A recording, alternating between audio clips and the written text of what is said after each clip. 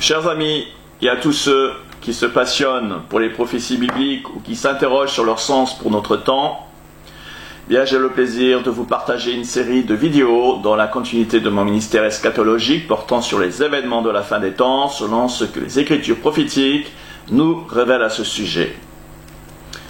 Tout d'abord, à tous ceux aussi qui sont dans l'attente ardente de la venue de Christ, je vous encourage de garder à l'esprit et de repasser dans votre cœur tout ce qui vous a fait prendre conscience de la venue imminente de notre Seigneur Jésus-Christ. Demandez constamment dans vos prières la sagesse et l'huile nécessaires pour tenir jusqu'au bout et intercéder avec persévérance pour les sentinelles du monde entier afin que le cri de minuit se fasse encore entendre jusqu'à la fin pour, si possible, de sensibiliser tous ceux qui peuvent l'être sur cette réalité de l'imminence. Si vous êtes de ceux qui, en revanche, n'avaient jamais entendu parler de la réalité prophétique des Écritures qui annoncent de grands changements pour l'humanité dans cette génération, alors je vous invite vraiment à ouvrir votre cœur aux paroles prophétiques qui nous révèlent toutes les choses qui doivent arriver dans le cours de cette génération. Il y va de notre salut à tous, et je peux vous dire que le temps est court. Peut-être vous dites-vous, comment puis-je prétendre une telle chose? Eh bien, c'est justement la raison de cette série de vidéos, pour vous partager tout ce que j'ai appris à ce sujet, et je vous encourage vraiment de suivre au mieux jusqu'à la fin de cette vidéo, même si vous ne comprenez pas tout. Alors, il est vrai que comme tout langage, le langage prophétique s'acquiert avec la pratique et le temps. Mais si vous mettez tout votre cœur, eh bien le Saint-Esprit vous aidera à comprendre ce qui est nécessaire pour vous donner la foi. L'imminence du retour de Jésus-Christ n'est pas une doctrine mystique ou l'effet de notre imagination, mais une réalité prophétique qui se fonde, d'une part, sur de nombreux signes avant-coureurs, des événements prophétisés concernant la dernière génération, et d'autre part, sur les différentes prophéties qui doivent s'accomplir dans un ordre chronologique, et en particulier celles qui impliquent secrètement un compte à rebours permettant de déterminer le temps de sa venue de manière assez précise, comme je m'efforcerai de vous le démontrer si Dieu le permet. Tout d'abord, j'aimerais encore insister sur une chose importante concernant les prophéties bibliques, car elles n'ont pas pour but de nous culpabiliser, mais elles font l'objet d'une grâce divine exceptionnelle, pour nous instruire et nous avertir des choses à venir, et en particulier des événements qui précèdent le retour de Christ, sachant d'autant plus que nous sommes tout particulièrement concernés en tant que dernière génération, comme je m'efforcerai encore à le démontrer dans cette vidéo. Les Écritures mettent en évidence deux façons diamétralement opposées de considérer les prophéties bibliques. La première attitude consiste à prendre les prophéties avec le plus grand sérieux, car elle est accompagnée d'une bénédiction divine proportionnelle à notre soif d'apprendre. C'est ce que laissent entendre les 3 premiers versets du livre de la Révélation, que l'on appelle aussi l'Apocalypse. J'aimerais le lire avec vous. Oui, je suis un petit peu en décalage, mais voilà, j'ai intitulé cette vidéo « Les révélations bibliques salutaires pour notre génération ». Nous lisons « Révélation de Jésus-Christ, que Dieu lui a donné pour montrer à ses serviteurs les choses qui doivent arriver bientôt, et qu'il a fait connaître par l'envoi de son ange à son serviteur Jean, lequel a attesté la parole de Dieu, le témoignage de Jésus-Christ, tout ce qu'il a vu. » Et écoutez bien le 3e verset. « Heureux celui qui lit et ceux qui entendent les paroles de la prophétie et qui gardent les choses qui y sont écrites, car le temps est proche. » Le verset 3 conclut en affirmant que les livres prophétiques retransmettent une action bénéfique proportionnelle à la façon dont nous portons l'intérêt à ces révélations. Car non seulement les Écritures prophétiques nous interpellent sur les choses à venir, mais en plus elles nous permettent de nous situer dans l'échelle du temps, et par-dessus tout, elles nous confèrent le moyen d'échapper à tous les jugements divins qui vont être déversés sur cette terre durant la période que nous allons voir, qui est à venir très, très bientôt. Deuxièmement, une autre attitude, compte tenu de l'importance des prophéties, la Bible nous met en garde contre l'indifférence et la négligence de leur accomplissement inéluctable. D'où des nombreux avertissements des prophètes de l'Ancien Testament ainsi que les apôtres du Nouveau Testament, tels que l'apôtre Pierre, dans 2 Pierre 1,19 que nous allons lire. Ce n'est pas, en effet, en suivant des fables habilement conçues que nous vous avons fait connaître la puissance et l'avènement de notre Seigneur Jésus-Christ, mais c'est comme ayant vu sa majesté de notre propres yeux. Et, au verset 19, « Et nous tenons pour d'autant plus certaine la parole prophétique, ou les prophéties si vous préférez, auxquelles vous faites bien de prêter attention, comme à une lampe qui brille dans un lieu obscur jusqu'à ce que le jour vienne apparaître et que l'étoile du matin se lève dans vos cœurs.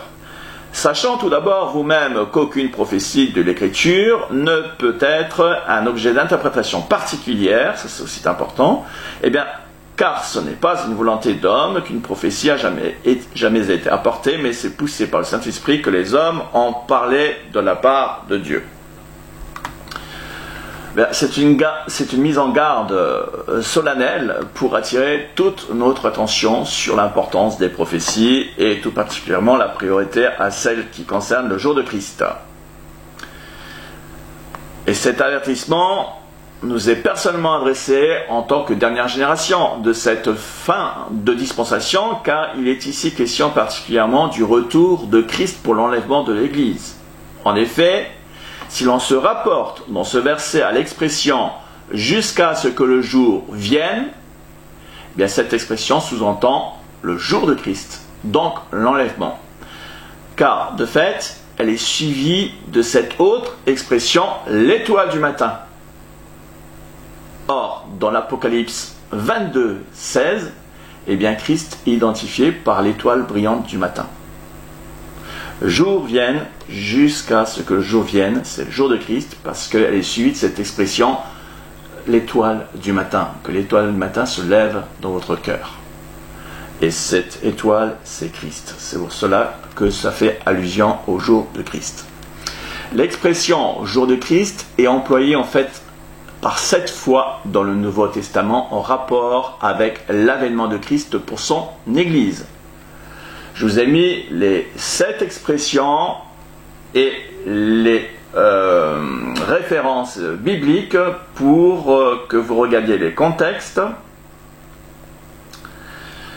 Ces 7 expressions dans leur contexte sont en relation d'une part avec les récompenses des élus qui seront attribuées devant le tribunal de Christ, et d'autre part avec la bénédiction pour l'Église véritable qui est vraiment à la hauteur de la grâce extraordinaire de Christ, que l'apôtre Paul d'ailleurs décrit comme le plus grand des mystères du Nouveau Testament.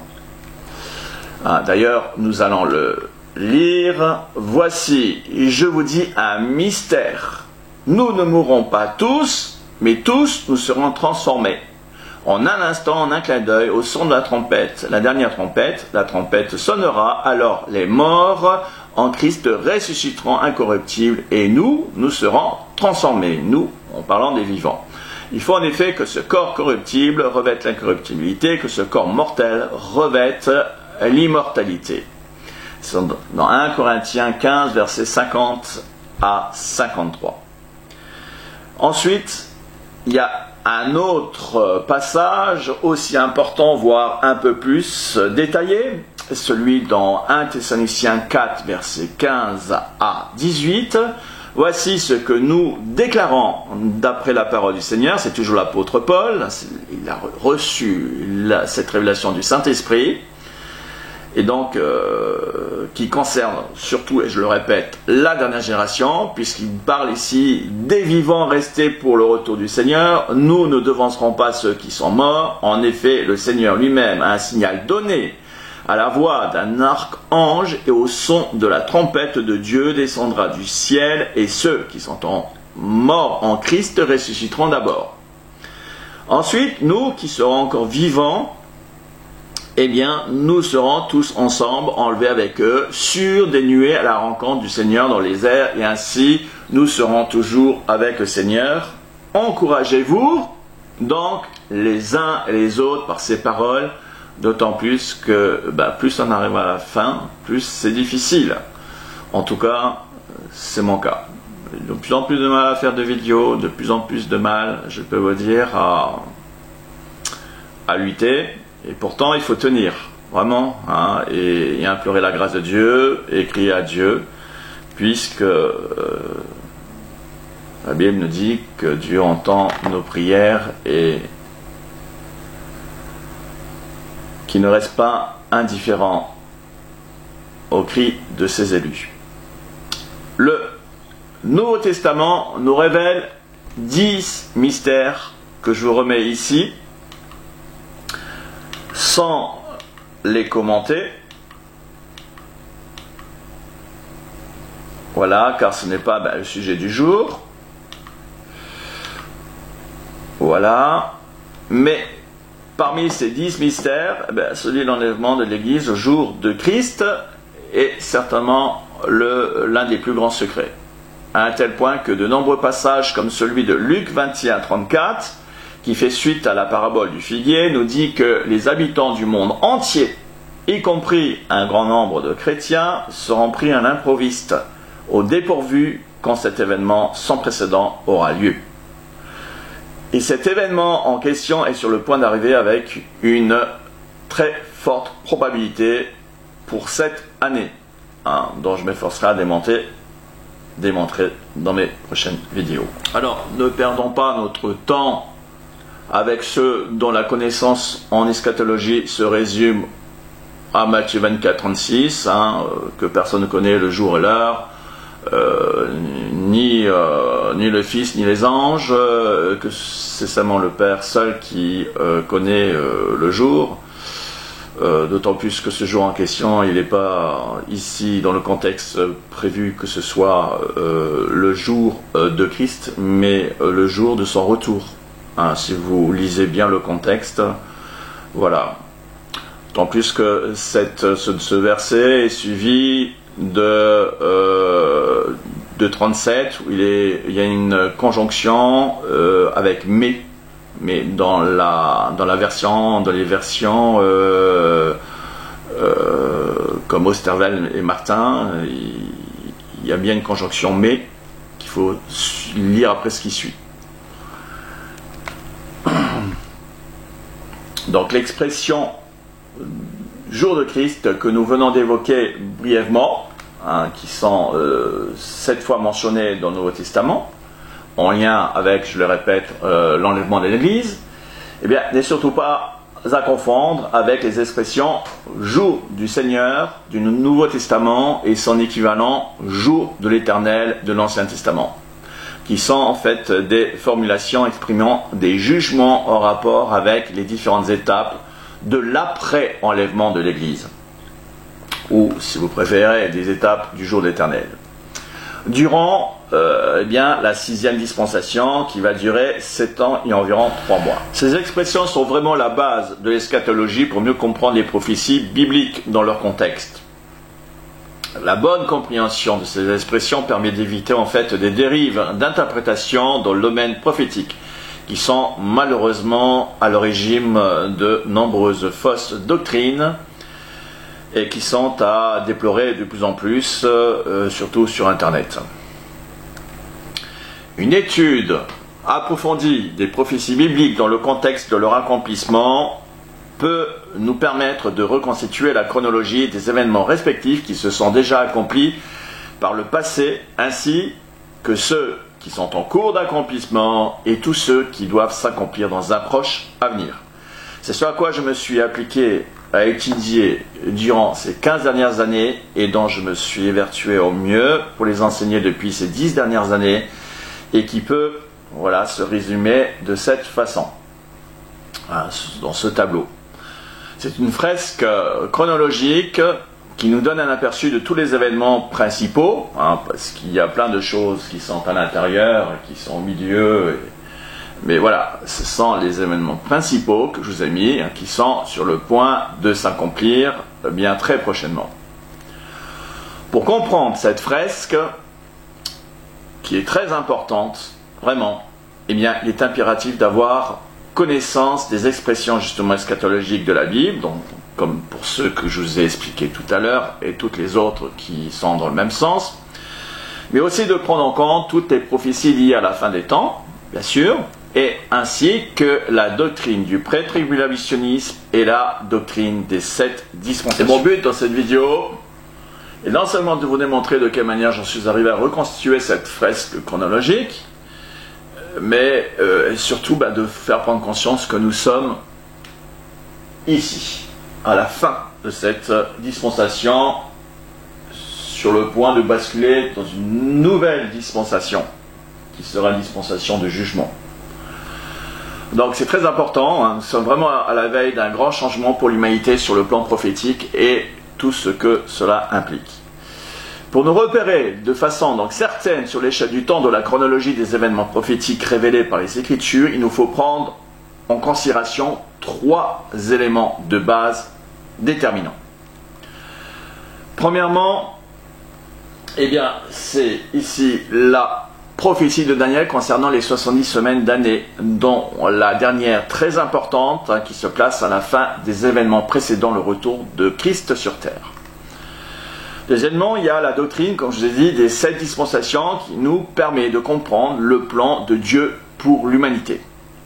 Et enfin, il y a le troisième point, c'est la parabole prophétique de la génération du figuier, qui nous permet de réaliser que nous sommes en fin de cette dispensation présente et donc d'un changement de dispensation, si vous préférez, d'une ère nouvelle à venir.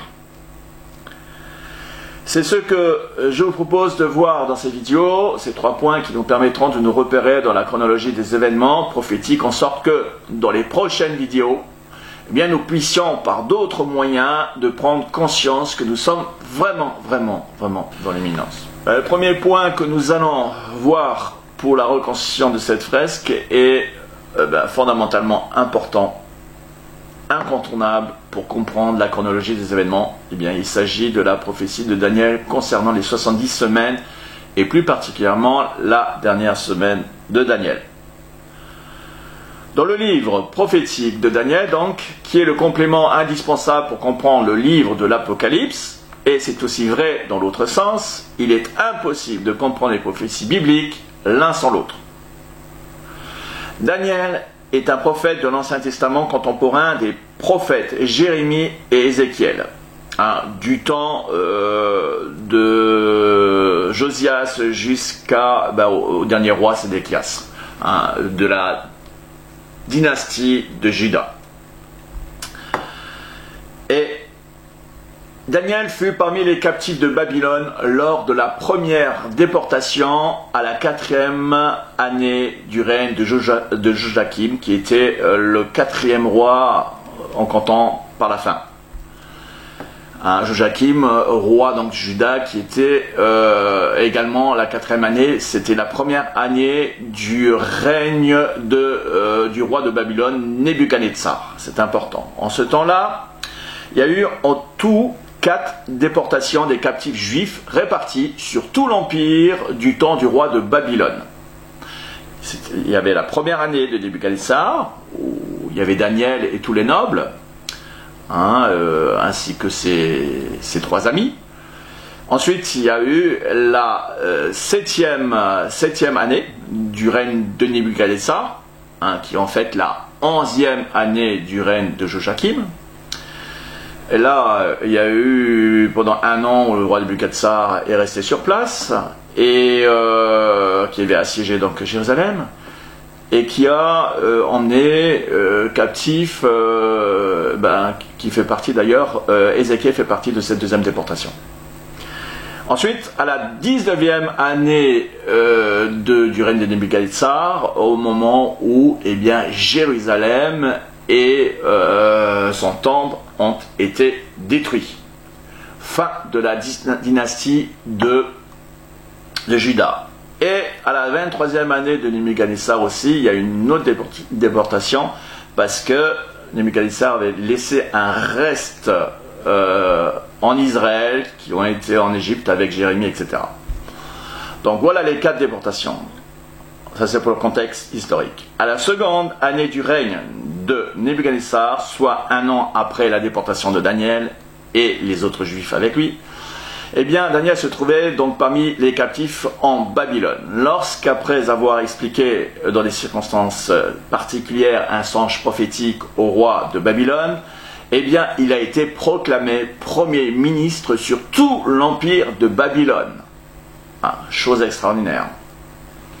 Sachant que ceux qui étaient restés à Jérusalem du temps encore de Joachim et de Sédéchias savaient cela. Non seulement ils savaient cela, mais pour information, vers la 18e année de Nebuchadnezzar, eh bien Mardochée, l'oncle d'Esther, un autre juif captif de la 2e déportation, fut promulgué également premier ministre des 127 provinces de tout l'empire de la Médie, dont le roi Assuérus s'était allié avec le roi de Babylone pour avoir l'ascendance sur l'Égypte et la Syrie. Ces faits historiques nous permettent de comprendre le contexte 12 ans avant la naissance de Cyrus. Chose que j'expliquerai dans une autre vidéo, car il y a plein de choses à apprendre et à savoir, choses très intéressantes pour le contexte historique et pour les prophéties. Pour revenir au prophète Daniel, il reçut de nombreuses visions et prophéties de la fin des temps, qui sont très complémentaires donc, au livre de l'Apocalypse. C'est la raison pour laquelle on ne peut pas comprendre l'un sans l'autre. Et il y a une prophétie en particulier, celle des 70 semaines, qui à mon sens est certainement la plus importante pour l'eschatologie. Dans le chapitre 9 de Daniel, le prophète explique qu'un ange lui est apparu pour lui faire des révélations sur la fin des temps concernant le peuple d'Israël. Le chapitre 9 de Daniel commence ainsi la première année de Darius, fils d'Assuérus, de la race des Mèdes, lequel était devenu roi du royaume des Chaldéens. C'est pour ça que je vous ai parlé d'Assuérus tout à l'heure. Et là, c'était à la 2e année de Darius le Mède, pas Darius Ier. Il s'agit de Darius le Mède qui était de la Médie, alors que Darius Ier était de Perse. Darius Ier, c'est Darius le Mède, ensuite Cyrus, ensuite on a Cambis, le fils de Cyrus, et après vient Darius Ier, Artaxerxès, comme dernier roi le plus important pour la Bible, pour l'histoire biblique. En fait, Daniel a vécu toute la période de l'empire de Babylone qui dura 70 ans, comme l'avait prophétisé Jérémie, et même jusqu'à la 3e année de Cyrus, quelques années encore après. Daniel reçut la visite donc d'un ange de Dieu à la première année de règne de Darius le Mède, donc on va dire c'est 70 ans après sa déportation. Voilà. Ce Darius le Mède d'ailleurs qui était aussi le fils du fameux Assuérus du temps d'Esther, dont j'aurai l'occasion de revenir sur ces détails importants sur le plan historique. L'ange donc lui parla ainsi. C'est très important que nous lisons encore cette prophétie. Lorsque tu as commencé à prier, la parole est sortie et je viens pour te l'annoncer. C'est l'ange qui lui dit ça. Car tu es un bien-aimé. Sois attentif à la parole et comprends la vision. 70 semaines ont été fixées sur ton peuple et sur ta ville sainte, donc Jérusalem, pour faire cesser les transgressions et mettre fin au péché, pour expier l'iniquité et amener la justice éternelle, pour sceller la vision et le prophète, et pour oindre le saint des saints. l'ange révèle à Daniel au verset 24 qu'il y a un temps marqué pour la fin impliquant un compte à rebours de 70 semaines qui débuteront, comme nous allons le voir par les versets suivants, en rapport avec des événements qui concernent les Juifs et particulièrement Jérusalem. Les 70 semaines prophétiques sont subdivisées en 3 phases et non en 2 phases, comme l'ont suggéré les théologiens. Une fausse interprétation, malheureusement, non sans conséquence, puisqu'elle est encore la version officielle de la majorité, la très très grande majorité des chrétiens. Malheureusement, c'est pas ça, parce que le verset 25 nous révèle qu'il y a 2 phases, comportant l'une de 7 semaines et l'autre de 62 semaines. Elles sont bien distinctes. Voilà, je ne vais pas rentrer en détail. Mais sachez-le donc, et comprends, depuis le moment où la parole a annoncé que Jérusalem sera rebâtie jusqu'à loin, au conducteur, il y a bien 7 semaines. Point. Ici, il y a un point en réalité. 62 semaines pour le rétablissement des places et des fossés, la muraille de Jérusalem, mais en des temps fâcheux. En réalité, il devrait y avoir un point parce que, et non pas un point virgule, comme dans la plupart des versions, car en hébreu, en hébreu ancien, il n'y a pas de ponctuation. Ce sont les traducteurs, pour une meilleure compréhension, qui rajoutent la ponctuation selon les langues traduites.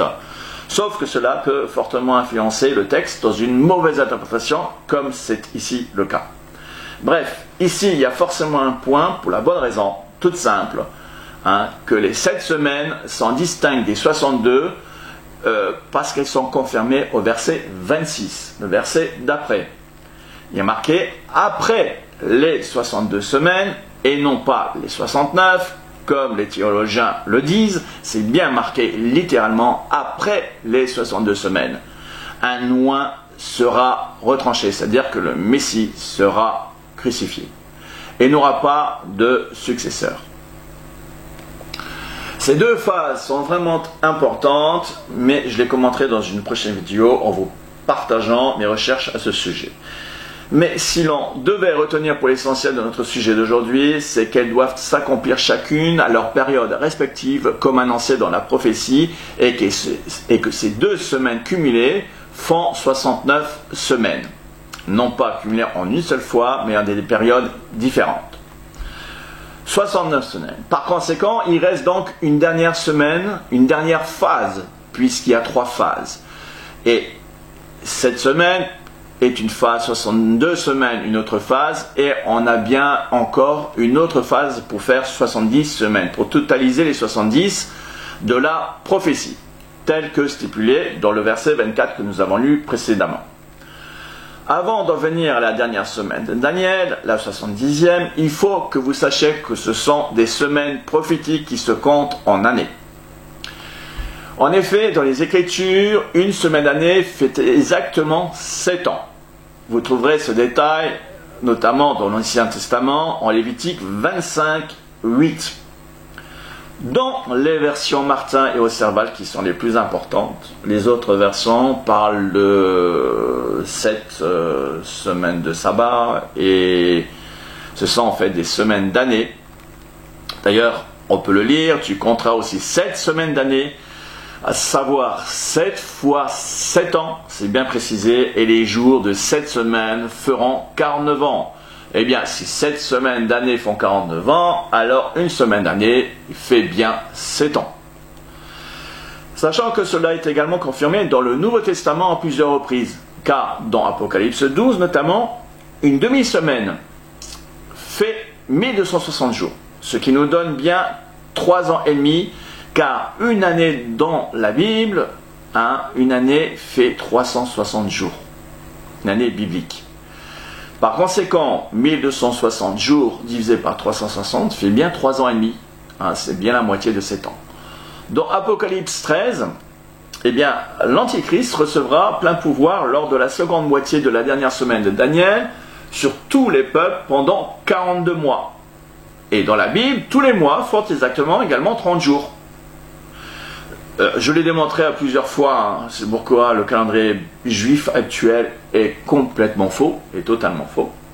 Hein, et dire que la majorité des commentateurs continuent à faire leur démonstration sur une base complètement fausse.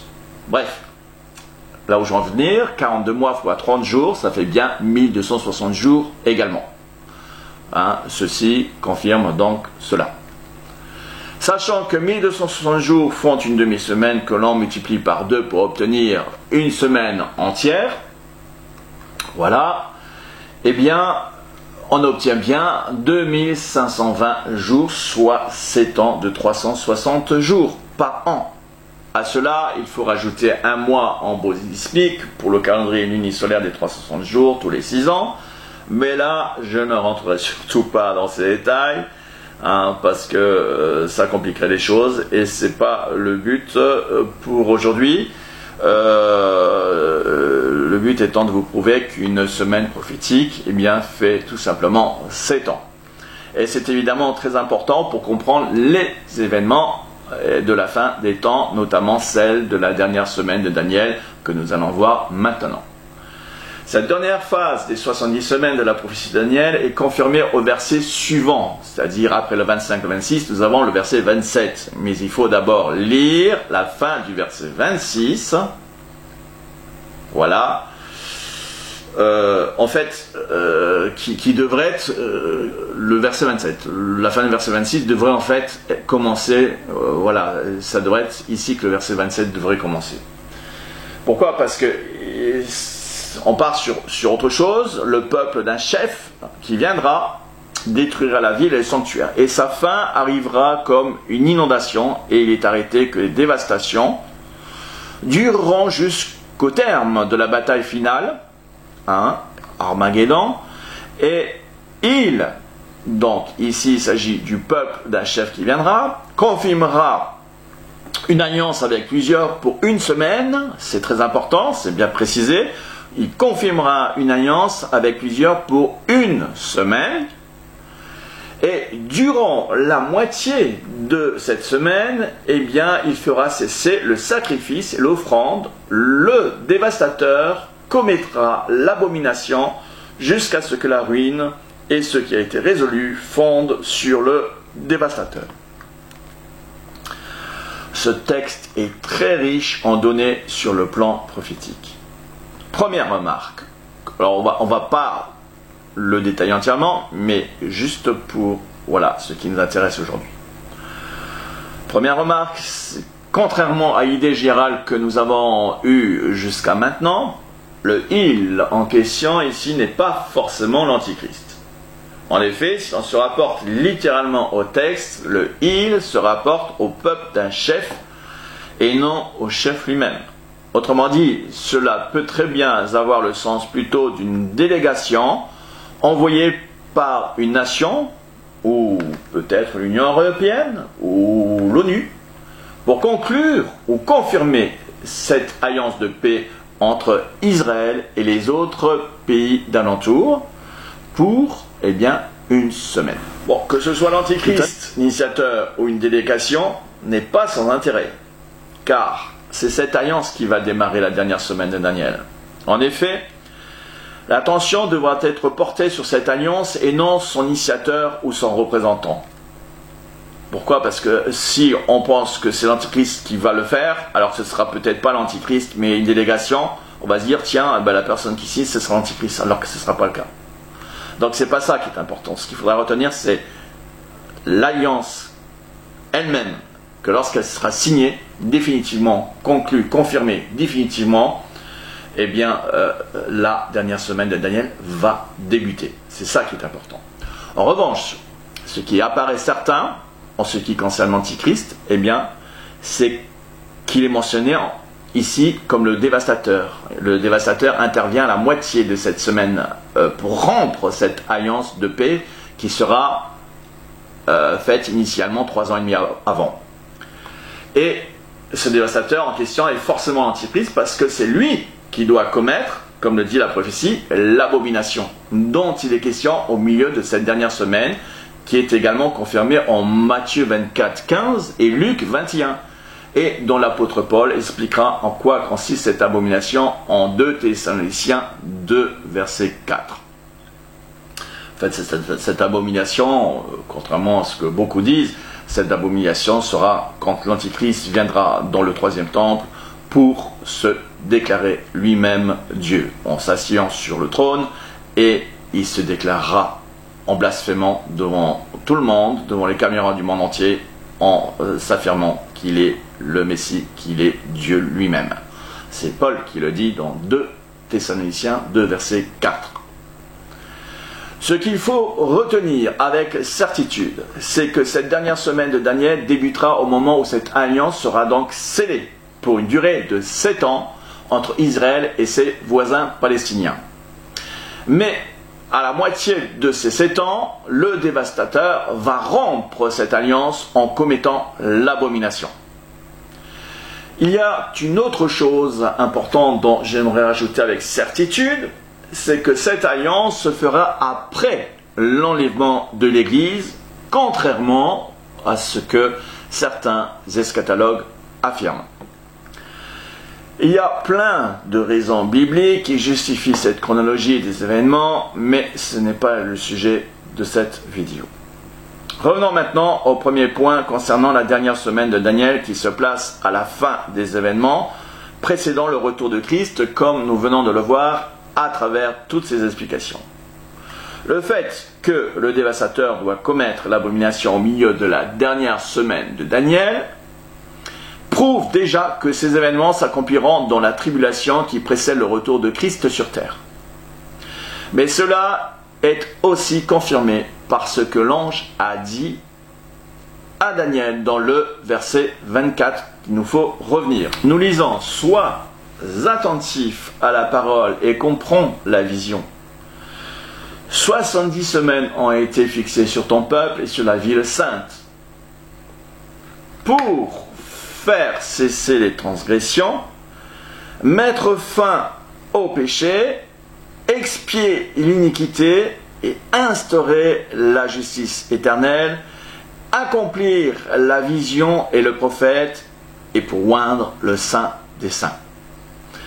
L'ange de Dieu attire l'attention de Daniel en lui expliquant qu'au terme de ces 70 semaines fixées sur le peuple d'Israël et Jérusalem, le Messie sera de retour, puisque tous ces événements mentionnés par l'ange, à savoir faire cesser les transgressions, mettre fin au péché des hommes, l'accomplissement des visions et des prophéties, l'instauration de la justice éternelle, tout cela doit se réaliser au terme des 70 semaines au moment de la venue de Christ sur terre.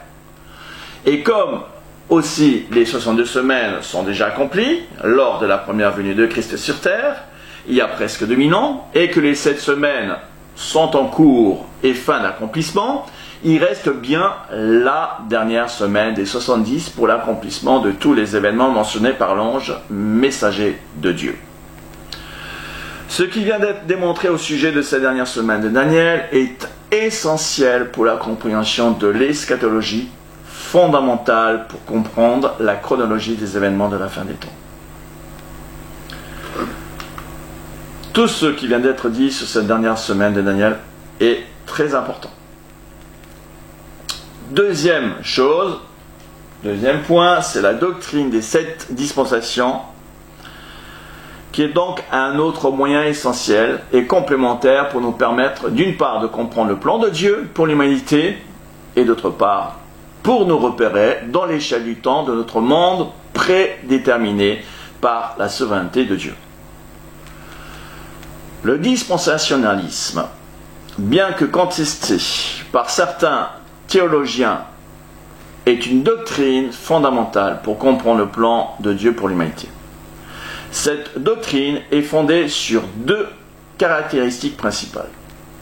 Premièrement, cette doctrine se base sur une interprétation littérale, cohérente des Écritures, particulièrement des prophéties bibliques.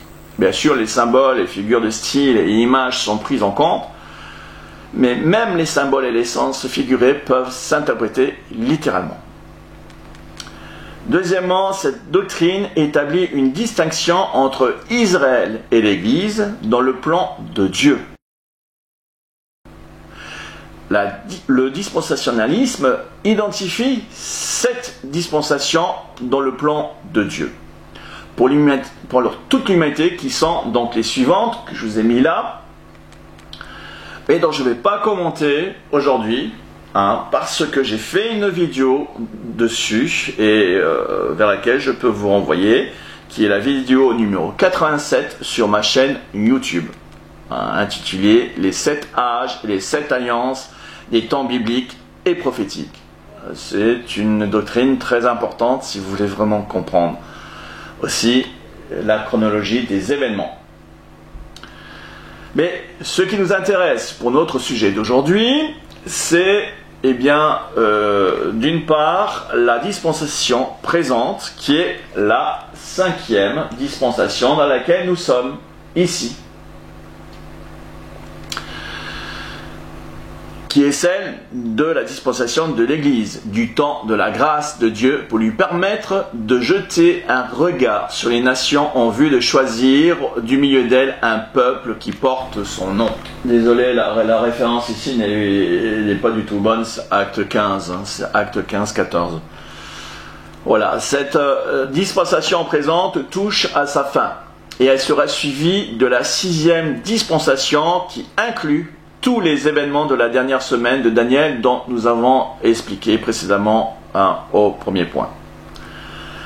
La fin de cette 5e dispensation est caractérisée ici à la fin de cette dispensation-là, elle est caractérisée par plusieurs signes prophétiques importants dont l'apostasie générale, plus particulièrement celle qui concerne le retour de Jésus, dont la grande majorité des chrétiens se comporte de manière indifférente ou insouciante. Mais cette fin de dispensation sera surtout marquée par un événement, un dernier événement sans précédent, qui marquera à jamais l'histoire de l'humanité, puisqu'il déclenchera le changement brutal des dispensations. Un sujet des plus importants qui fera l'objet des prochaines vidéos et dont nous avons évoqué brièvement tout à l'heure, puisqu'il s'agit du jour de Christ par l'enlèvement de l'Église, qui causera la première étape du jour de l'Éternel. Voilà, c'est ici que doit avoir la manifestation du jour de Christ, qui sera l'enlèvement. Mais sachant que nous sommes donc dans la 5e dispensation de l'Église, il y a de nombreux moyens pour nous permettre de savoir que nous sommes même à la toute fin de cette dispensation, dont en particulier celui que nous allons voir maintenant au 3e point, qui concerne la génération du figuier. C'est là où je veux en venir. C'est que non seulement nous sommes bien dans cette dispensation-là, mais en plus nous sommes à la toute fin de cette dispensation. Et c'est le 3e point qui va nous permettre ici d'y voir plus clair. Il y a d'autres moyens, mais j'ai voulu commencer par celui-là qui m'a paru nécessaire pour comprendre aussi cette fresque. Il y a une parabole donc prophétique de Jésus relevée à 3 reprises dans le Nouveau Testament. Matthieu 24, 32, Luc 21, 29 et Marc 13, 28. Il est question de la dernière génération qui sera témoin de tous les accomplissements des prophéties qui précèdent son retour.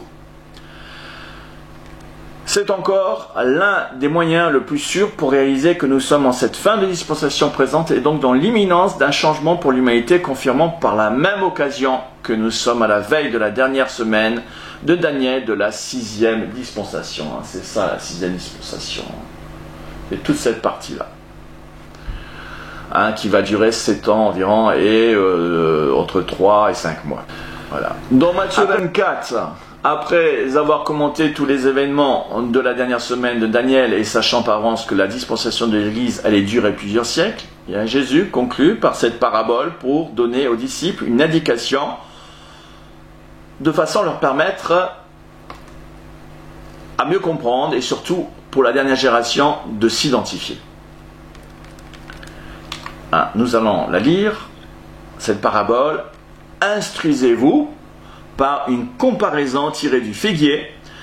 Dès que ses branches deviennent tendres et que les feuilles poussent, vous connaissez que l'été est proche. De même, quand vous verrez toutes ces choses, donc dont Jésus a parlé précédemment, c'est-à-dire de la dernière semaine de Daniel, commentée par les versets, tous les versets précédents.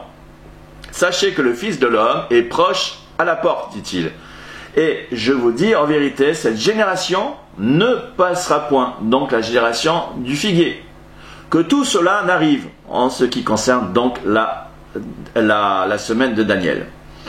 Cette génération ne passera pas avant que la dernière semaine de Daniel donc soit accomplie. C'est cela que ça veut dire. Le ciel et la terre passeront, mais mes paroles ne passeront point. Jésus nous donne une information vraiment précieuse dans ce texte prophétique concernant la génération qui verra son retour sur terre. Car elle est celle, en d'autres termes, qui sera épurée par les événements prophétiques de la dernière semaine de Daniel. Or, la dernière génération en question est comparée ici aux branches du figuier. Remarquez bien qu'il ne s'agit pas d'un figuier quelconque, mais du figuier, car ce figuier en question fait fortement allusion à la nation juive. En effet, dans les Écritures, le figuier et l'olivier sont souvent mis en relation pour symboliser spécifiquement le peuple juif dans des circonstances particulières, telles que dans, j'ai noté Luc 13,7, Osée 9,6 et Jérémie 24,1, jusqu'au verset 5, mais il y a beaucoup d'autres références. Cette parabole a pour but donc de mettre en lien la dernière génération qui précède le retour de Christ avec tous les événements prophétiques que Jésus relate dans tous les versets précédents du chapitre 24 de Matthieu, qui doivent s'accomplir avant même que cette génération ne passe. C'est pourquoi il importe d'autant plus, en tant que dernière génération, de savoir quand elle a commencé. C'est précisément depuis qu'Israël est redevenu une nation à part entière en un seul jour, lors du traité de la déclaration de l'indépendance proclamée le 14 mai 1948, qui d'ailleurs a fait l'objet de l'accomplissement d'une autre prophétie importante que nous devons prendre connaissance. Avant d'éprouver les douleurs, elle l'a enfanté. Avant de connaître les souffrances, elle l'a donné naissance à un fils. Qui n'a jamais entendu pareille chose? Qui n'a jamais vu rien de semblable? Un pays peut-il naître en un jour? Une nation est-elle enfantée d'un seul coup? À peine en travail, Sion a enfanté ses fils. C'est dans Ésaïe 66, 8. Cette prophétie très importante s'est entièrement accomplie au début de cette génération quand Israël a été enfanté avant les douleurs de l'enfantement, c'est-à-dire avant la période des tribulations. Le temps de l'enfantement pour Israël peut être assimilé au temps d'angoisse pour Jacob, prophétisé également dans Jérémie 37, en rapport avec la dernière semaine de Daniel, c'est-à-dire la tribulation.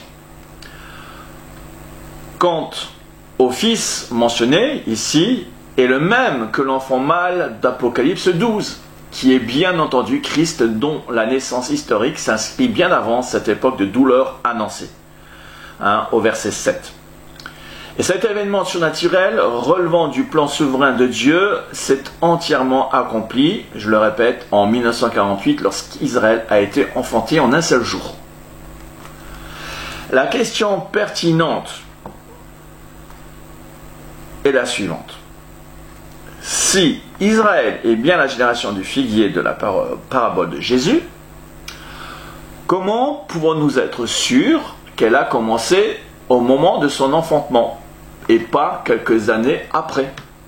C'est important. Pour plusieurs raisons. Nous sommes sûrs qu'elle a commencé en 1948 parce que, premièrement, Israël devait forcément redevenir une nation afin que s'accomplissent à son égard toutes les prophéties et les promesses faites aux patriarches. Et ainsi, tout le reste des vivants d'Israël sera sauvé selon qu'il est écrit lorsque le libérateur, Christ, reviendra de Sion. Le libérateur viendra de Sion et il détournera de Jacob les impiétés et ce sera mon alliance avec eux lorsque j'ôterai leurs péchés. En ce qui concerne l'évangile, ils sont ennemis à cause de vous, mais en ce qui concerne l'élection, ils sont aimés à cause de leur Père. Car Dieu ne se repent pas de ses dons et de son appel. Romains 11, 23. Dieu n'a pas oublié Israël contrairement à ce qu'affirme une catégorie qui se prétend chrétien.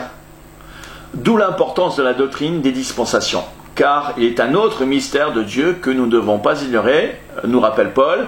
Une partie de l'actuel Israël est tombée dans l'endurcissement, jusqu'à ce que la totalité des païens soit entrée dans le plan de Dieu. Ainsi, par la grâce de Dieu, tous ceux qui auront cru en Christ seront sauvés. Gloire à Dieu.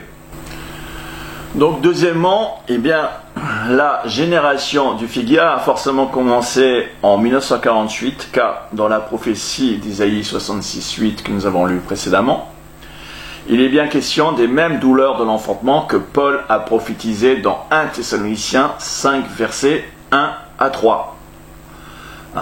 Vous rappelez-vous? Voilà, les douleurs ici, éprouver les douleurs de l'enfantement, eh bien on les retrouve, ces mêmes douleurs, dans ce texte prophétique qui est important, que nous lisons pour ce qui est des temps et des moments. Vous n'avez pas besoin, frères, qu'on vous en écrive, car vous savez bien vous-même que le jour du Seigneur viendra comme un voleur dans la nuit. Quand les hommes diront paix et sécurité, alors une ruine soudaine les surprendra, comme les douleurs de l'enfantement surprennent la femme enceinte, et il n'y échappera point. Ces douleurs sont les spasmes que nous subissons dans le monde en cette fin de dispensation qui s'accentue comme pour une femme enceinte sur le point d'accoucher. Ces douleurs, c'est la raison pour laquelle les douleurs qu'on voit là sont vraiment les douleurs dont il est question que Paul est en train de prophétiser là, que nous sommes donc bien à la fin. Ces douleurs vont finir par déclencher les étapes du jour du Seigneur du verset 2. Voilà, ici. Lorsqu'il est question qu'il viendra comme un voleur dans la nuit, eh bien, dont la première étape sera la ruine soudaine du verset 3 qui frappera la planète entière à l'improviste comme un voleur qui vient dans la nuit. Et cet événement en question est précisément le jour de Christ, de l'enlèvement de l'Église, qui amènera le chaos mondial suivi de la manifestation de l'Antichrist et l'instauration du nouvel ordre mondial, de la dernière semaine de Daniel. Quand je pense à certains chrétiens qui s'imaginent que les sceaux, et même certains commentateurs de personnes qui font notamment des vidéos qui circulent beaucoup aujourd'hui, et qui affirment que les sceaux ont été déjà ouverts et que nous serions même à la veille de la 7e trompette mentionnée dans l'Apocalypse, ils n'ont absolument rien compris aux prophéties, et c'est dramatique. Le jour où les 4 premiers sceaux vont commencer, mais ça va être terrible. Et avant même cela, ce sera la ruine soudaine dont Paul parle, dont personne au monde n'échappera. Il y aura de l'angoisse partout. Il y aura de l'angoisse dans tous ceux qui seront restés sur terre. Parce qu'ils vont voir de leurs yeux qu'il y a eu des millions de personnes qui auront disparu. Ils verront ces gens disparaître. Ils ne verront pas Christ dans les airs. Nous serons transformés et nous disparaîtrons de leurs yeux parce que nous serons transformés, comme je l'ai lu dans 1 Thessaloniciens 4, versets 15 à 16. Nous serons transformés pour revêtir l'incorruptibilité, un nouveau corps, et nous disparaîtrons comme dans un clin d'œil sous les yeux du monde. Et nous verrons Christ. C'est la raison pour laquelle nous serons transformés. Mais eux ne le verront pas. Donc ça va causer une ruine, mais c'est un événement sans précédent. C'est le plus grand des mystères de la Bible, du Nouveau Testament.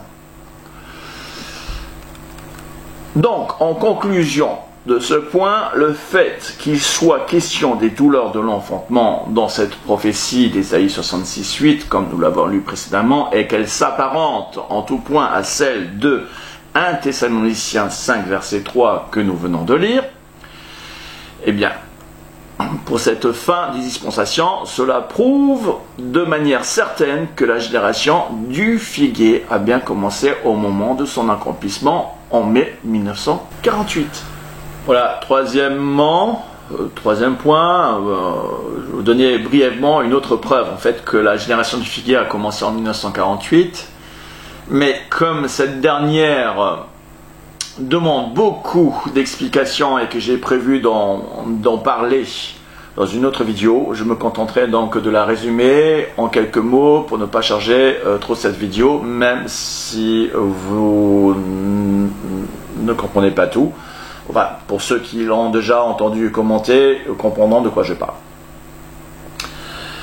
En résumé, donc, il s'agit d'un autre événement prophétique qui s'est accompli en rapport avec Israël, puisque cela concerne plus précisément Jérusalem.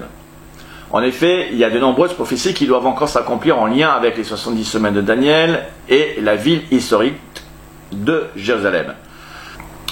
Alors, il faut savoir que la Jérusalem antique dont il est question dans les prophéties de la fin des temps concerne la Jérusalem Est, qui a été reconquise en juin 1967. C'est pourquoi, sur le plan prophétique, elle devait obligatoirement revenir aux mains des Israéliens.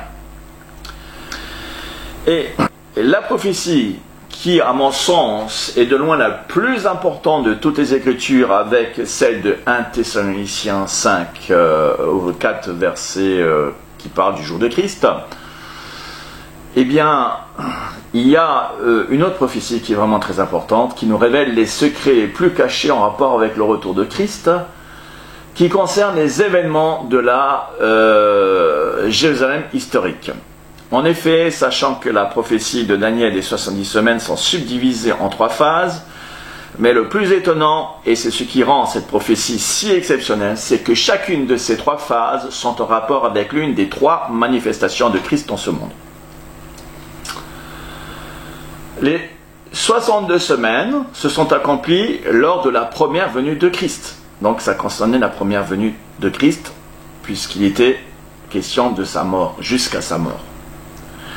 La dernière semaine aboutira au retour de Christ sur terre. Et quant aux 7 semaines qui sont en cours de réalisation, car elles doivent aboutir à la venue de Christ pour son Église. Et c'est pour ça que c'est important de savoir qu'il y a 3 phases et non pas 2 phases. Les 7 semaines ont été cachées durant tous ces siècles. Et que c'est que il y a à peine quelques années que ces révélations ont été données, quoi. C'est vraiment... Pourquoi? Parce que ça concerne vraiment l'Église, ça concerne vraiment les derniers instants, ça concerne la préparation de l'Église pour son départ. Et si je vous parle de cette phase, c'est parce que les 7 semaines de Daniel sont en cours d'accomplissement parallèlement à la génération du figuier. En effet, la prophétie de Daniel en rapport avec la phase des 7 semaines d'années qui font 49 ans doit amorcer le compte à rebours à partir d'un décret ou une ordonnance pour la reconstruction et restauration de Jérusalem jusqu'à la manifestation du Messie, c'est-à-dire jusqu'à la venue de Jésus pour son Église, selon Daniel 9, 25. Et cette manifestation concerne en particulier l'enlèvement de l'Église, c'est pourquoi cela demande beaucoup plus d'explications, mais ce n'est pas le sujet du jour. Dans tous les cas, sachez qu'il y a un décret qui a été donné pour la reconstruction de Jérusalem quelques années après son annexion en 1967. À cela, eh bien, il faut rajouter les 7 semaines d'années correspondant à 49 ans, et ce compte à rebours finit et coïncide exactement à celui de la génération du figuier, depuis 1948. En effet, dans la Bible, une génération dure en moyenne entre 70 et 80 ans, stipulé dans le psaume 90, selon les périodes. Or, si l'on prend en compte la génération du figuier de l'actuel Israël depuis 1948, nous pourrons avoir une approche de la date butoir concernant la fin de la tribulation, puisque cette génération ne passera pas, dit Jésus, avant que toute la dernière semaine de Daniel ne s'accomplisse entièrement. Or, l'espérance de vie actuelle en Israël entre 2020 et 2023 se situe entre 81 ans et 83 ans selon les sources officielles. Il y a plusieurs sources qui donnent entre 81 et 83 ans. Je dirais davantage, comme j'ai vu l'un, 82, parce que je crois que 83 et quelques c'était en 2020-2021 et ils n'ont pas tenu compte de la pandémie et surtout des vaccins qui ont fait diminuer l'espérance de vie d'au moins, d'après ce que j'ai vu, plus de 2 ans. Au moins de 2 ans. Bon, ce qui voudrait dire qu'on arrive à environ 82 ans. Voilà, et donc par conséquent, si on rajoute ces 82 ans à 1948, ça nous donne entre 2030 et 2031. Voilà, pour ce qui est de la fin de la tribulation, c'est-à-dire le retour de Jésus-Christ. Et donc, à cela, si l'on déduit les 7 ans pour savoir quand est-ce qu'elle va commencer la tribulation et comme l'Église va être enlevée avant, ça vous donne une idée assez précise de quand pourrait avoir lieu l'enlèvement. Voilà, en conclusion de cette vidéo, je vous ai exposé les 3 moyens bibliques par lesquels je suis parvenu à reconstituer cette fresque de la fin de 5e dispensation à la 7e dispensation qui concerne la génération du figuier. Et comme démontré dans cette vidéo, les prophéties ne laissent aucun doute sur le fait que nous sommes bien cette dernière génération qui doit assister à l'une ou l'autre des 2 manifestations du retour de Christ. Et d'après le compte à rebours de la génération du figuier, tout porte à croire que nous sommes en toute fin de la 5e dispensation et donc dans l'imminence de l'enlèvement de l'Église, suivi de la dernière semaine de Daniel, avec tout ce que cela implique comme grand jugement pour l'humanité. Et pour échapper à ces jugements divins qui sont arrêtés par décret divin, Dieu, sans tenir compte des temps d'ignorance, annonce maintenant à tous les hommes, en tout lieu, qu'ils aient à se repentir en croyant de tout leur cœur à son Fils Jésus-Christ. Parce qu'il a fixé un jour où il jugera par lui le monde selon la justice, et ce jour est imminent. Je vous conjure, au nom de Christ, de faire le bon choix en considérant les prophéties de manière à ce que vous attiriez les faveurs de Dieu sur votre vie et pour le salut de votre âme. Voilà, chers amis, j'en ai fini avec cette première vidéo de la série. Je vous laisse prendre connaissance de ce petit message pour mon ministère, pour ceux qui veulent contribuer. Voilà, j'ai passé un hiver difficile, comme je suppose beaucoup d'entre vous.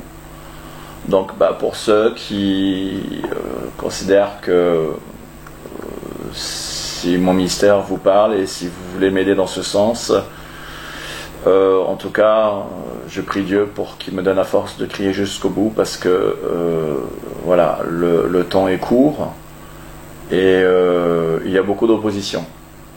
Comme vous pouvez vous en douter.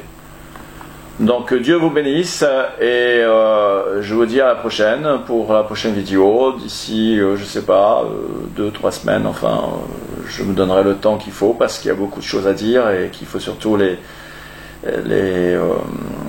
écrire et les présenter d'une façon pour pouvoir voilà, vous permettre, parce que vous avez bien compris, l'eschatologie c'est ça, une prophétie en entraîne une autre, pour expliquer les choses, il faut rentrer et approfondir les choses pour expliquer et revenir là où on voulait justement expliquer et faire comprendre. Donc, merci à tous et au plaisir, que Dieu vous garde et vous bénisse.